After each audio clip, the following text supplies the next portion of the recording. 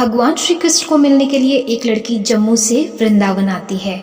वो उनके साक्षात दर्शन करने के लिए वृंदावन के लगभग हर मंदिर में जाती है, पर श्री कृष्ण उसे साक्षात रूप में कहीं नहीं मिलते। फिर उसे कोई बताता है कि अगर आपको श्री कृष्ण से मिलना है तो वृंदावन के निधिवन में जाओ, वहाँ पर हर रात श्री कृष्ण आते हैं। और ये बात सुन के वह लड़की निधिवन की तरफ जाती है और वहाँ पेड़ों की शाखाओं के बीच छुप जाती है। करीब रात के 2:30 बजे उसे अपनी आंखों के सामने कुछ ऐसा दिखता है जिसे देखकर उसकी होश उड़ जाते हैं। और उसके बाद उस लड़की ने जो बताया वो सुनकर आपका यकीन करना मुश्किल हो जाएगा। आखिर इतनी दूर से आई उस लड़की ने निधिवन की गलियों में रात में ऐसा क्या देखा और उसके बाद उस लड़की के साथ में क्या हुआ। दोस्तों, इस सच्ची घटना को सुनने के बाद आपके होश उड़ जाएंगे।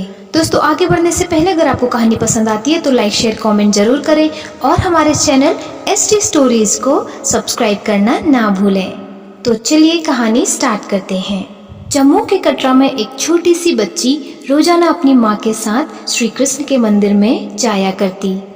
उसकी माँ रोजाना भगवान का श्रृंगार करती और पूजा पाठ करती और वो छोटी बच्ची अपनी माँ को ये सब करते हुए रोज देखती।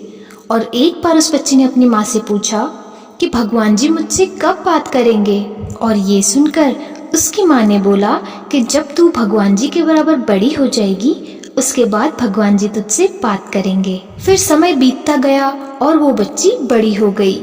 और एक दिन फिर उस बच्ची ने अपनी माँ से पूछा कि अब तो मैं बड़ी हो गई हूँ, क्या भगवान जी मुझसे बात करेंगे। ये बात सुनकर उसकी माँ ने उसे टालते हुए कहा, भगवान जी इतनी आसानी से नहीं मिलते, उसके लिए तुम्हें कठिन साधना करनी पड़ेगी। माँ ने बोला कि तुम्हें पानी में गले तक खड़े होकर भगवान का जप करना होगा। और वो लड़की ने ये सब किया, परंतु वह बच्ची इस बात से संतुष्ट ना हुई क्योंकि उसे ज्ञान नहीं बल्कि श्री कृष्ण के साक्षात दर्शन चाहिए थे जो उसे नहीं हो पा रहे थे। फिर बाद में उस लड़की को पता चला कि श्री कृष्ण तो वृंदावन में रहते हैं और ये पता चलने के बाद वो वृंदावन आ जाती है और वहाँ आकर वो सबसे पूछती रहती है कि श्री कृष्ण उसे कहाँ मिलेंगे।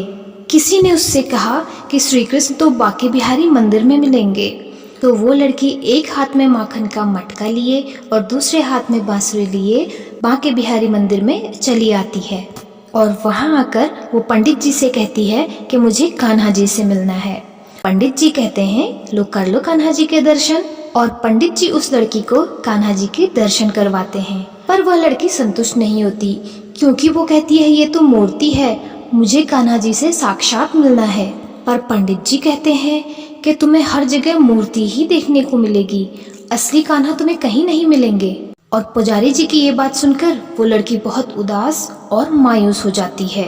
और ये सब होते हुए वहाँ पे खड़ा एक बुजुर्ग आदमी सब देख रहा था। वृद्ध आदमी उस लड़की के पास आता है और उससे कहता है अगर तुझे साक्षात श्री कृष्ण के दर्शन करने हैं तो वो तुझे निधिवन में मिलेंगे। वो आज भी रात में निधिवन में आते हैं और गोपियों के संग रास रचाते हैं।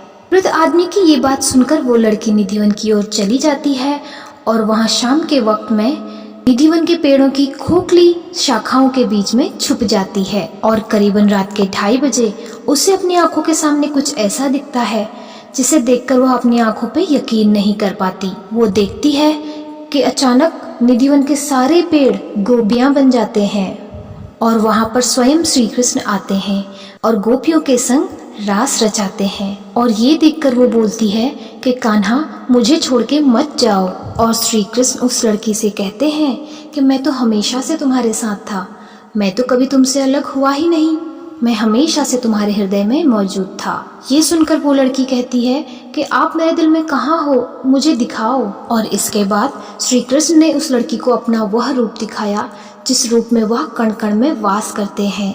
और ये सब देखकर वह लड़की मूर्छित होकर जमीन पर गिर जाती है। और जब वो लड़की आंखें खोलती है तो उसे चारों तरफ हर कण कण में भगवान दिखाई देते हैं, चाहे वो पेड़ हो, पत्तियां हो, दीवार हो या मिट्टी हो, उसे कण कण में श्री कृष्ण दिखाई देने लगते हैं। और दोस्तों, आपको यह जानकर हैरानगी होगी कि वह लड़की बाद में श्री कृष्ण से विधिवत शादी भी रचा लेती है और इस लड़की को लोग आज भी मीरा कह के बुलाते हैं। और ये मीरा आपको आज भी वृंदावन की गलियों में कहीं न कहीं ज़रूर मिल जाएगी।